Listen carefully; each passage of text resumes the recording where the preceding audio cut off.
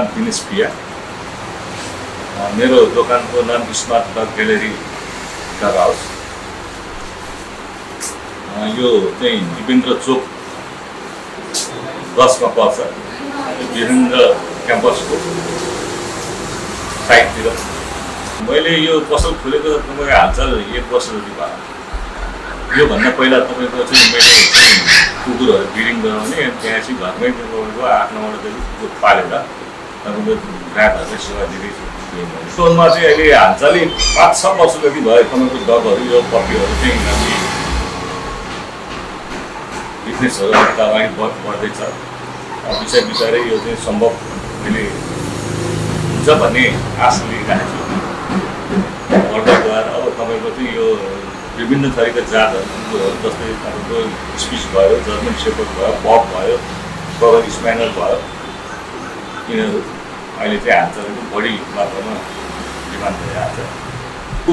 यो कुकुर सम्बन्धीको तपाईँको उपचारदेखिबाट लिएर तपाईँको चाहिँ यो डग फुडहरू लिएर तपाईँको कुकुर विभिन्न थरीका जातिका कुकुरहरू सबै एभाइलेबल हुन्छ। एड्रेसहरू हामी चाहिँ दिन्छ।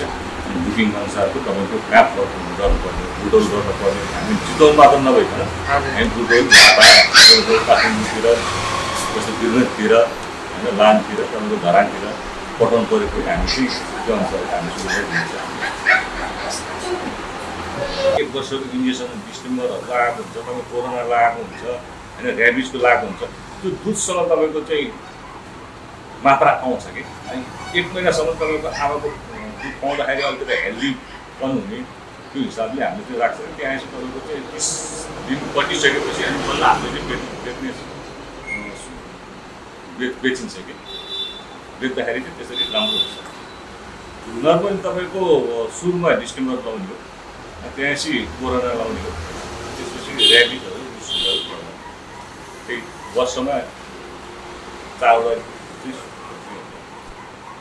ग्राहकहरूलाई चाहिँ त्यही तपाईँहरूको ठाउँमा चाहिँ तपाईँको त्यो भेटनरी हुन्छ। तपाईँको भेटनरीतिर जानुहोस्, डक्टरसँग सल्लाह दिनुहोस्। त्यो हिसाबले तपाईँले चाहिँ डक्टरको सल्लाह अनुसार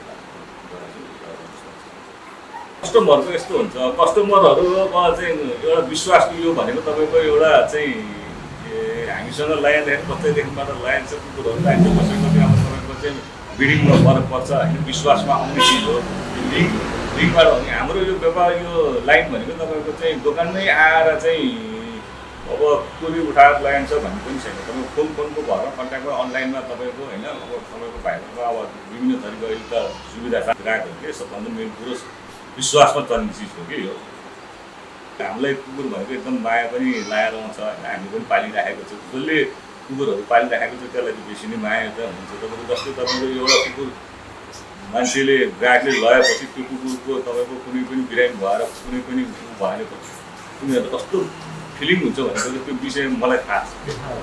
त्यही हिसाबले त्यहाँ चाहिँ मैले चाहिँ ग्राहकहरूलाई मेरो ग्राहकहरू आउने मैसँग लगाउनुपर्छ भन्ने कुरो पनि छैन। पपी होइन तपाईँको जस्तो तपाईँको नेसेसरी तपाईँको त्यो फुड्सहरू लिन आएको मान्छेहरूलाई चाहिँ कति महिनाको भयो, कति वर्षको भयो, यसरी चल्नुहोस्, यसरी गर्नुहोस्, बच्चाहरूलाई यसरी केयर गर्नुहोस् भनेर मैले सल्लाह त्यो कन्डिसन हेरेर तपाईँको त कस्तो खालको अब उसले चाहिँ कुन किसिमले रोग लागिरहेको छ भनेर तपाईँको त्यो ब्लडहरू त्यसको निकालेर चेक गराउने। अनि त्यहाँ त्यो हिसाबले चाहिँ हामीले चाहिँ कुन चाहिँ रोग हो त्यो हिसाबले हामी आफ्नो तरिकाले गरेको पहिला रोग पत्ता लगाउनु पर्यो। अहिले चाहिँ मेरो ग्राहकहरू जति आउँछ त्यो चाहिँ ग्राहकहरूले चाहिँ मलाई चाहिँ सुनाउँछ, होइन त्यो हिसाबले चाहिँ अब त्यो ब्रिडिङ गरेर त्यो रोक्नु पऱ्यो, होइन केही उपचार गर्न सकिन्छ कि भनेर भन्छ। जस्तो तपाईँको 3 महिना सुई हुन्छ तपाईँको, जस्तै तपाईँको त्यसलाई चाहिँ अब यो खालको हाम्रो नेपाली खसी बनाउने भन्छ कि त्यो हिसाबले बनाउन सकिन्छ। तर त्यो मैले चाहिँ त्यो गर्नु भनेर चाहिँ मैले भन्छु, किनभने उनीहरूको नेचुरल चिज हो। नेचुरलमा भएपछि तपाईँले किन बिगार्नुहुन्छ? तपाईँलाई चाहिँ वर्षमा तपाईँलाई 1 चोटि 2 चोटि हुने हो। तपाईँको हुनु पनि तपाईँको 12 दिनसम्म तपाईँको 365 दिनमा तपाईँको 12 दिन जति ठुलो गर्नुहोस् न तपाईँले अर्कोले त्यति भइहाल्छ। त्यो अलिकति त्यो त्यसो पनि नगर्नुहोस् भन्ने सल्लाह दिन्छु। त्यो रौँ कस्तो हुन्छ भने तपाईँको चाहिँ यसको चाहिँ तपाईँको औषधिहरू पनि आउँछ, तपाईँको लिक्विडमा पनि आउँछ, तपाईँको क्याल्सियममा पनि, चिक्कीमा पनि आउँछ। अब यो रौँको अब हुन त यो वर्षको एकचोटि चाहिँ तपाईँको चाहिँ सिजनै हुन्छ क्या रौँ झर्ने तपाईँको 1-1.5 महिना जति सिजन हुन्छ अनि त्यो समस्या देखिन्छ। अब तपाईँको जस्तै तपाईँको नुन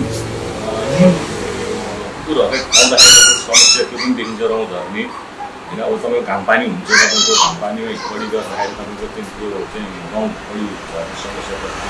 यसको लागि रोकथाम चाहिँ गर्ने सकिन्छ हामीले, किनभने यसको चाहिँ हामीले चाहिँ एउटा छ औषधहरू यस्तो पाउँछ त्यो रौँहरू अलिक कम त्यो झर्ने भनेर तपाईँको स्वास्थ्य एकदमै बढी मात्रामा झर्ने होइन कि त्यसलाई कम गर्न सकिन्छ। मेरो भनेको म सम्पूर्ण ग्राहक वर्गहरूलाई मेरो तपाईँलाई स्वागत छ मेरो दोकानमा होइन। स्मार्ट मेरो चाहिँ स्मार्ट डग ग्यालेरी डग हाउस भनेर तपाईँलाई केही समस्या परे तपाईँलाई होइन अब चाहिँ पप्पीहरूमा अब केही समस्या परेर म कहाँ सम्पर्क